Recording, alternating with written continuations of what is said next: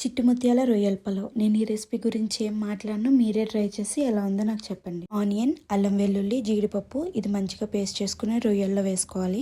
Salt, పసుపు, కారం, ధనియాల పౌడర్, గరం మసాలా వేసుకుని ప్రాన్స్ని మంచిగా మ్యారినేట్ చేసేసుకుని ఒక 30 minutes పక్కన పెట్టేసుకోవాలి. ఇంకొక ప్యాన్లో ఆయిల్ తీసుకుని మ్యారినేట్ చేసుకున్న రొయ్యలను వేసి రొయ్యలంతా ఒక 80% కుక్ అయ్యే వరకు కుక్ చేసుకోవాలి.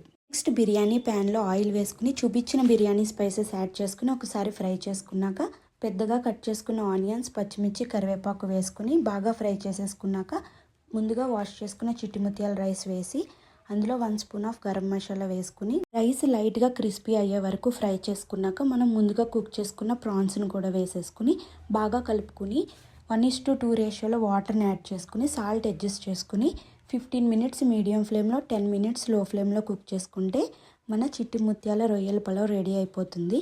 Thank you for watching.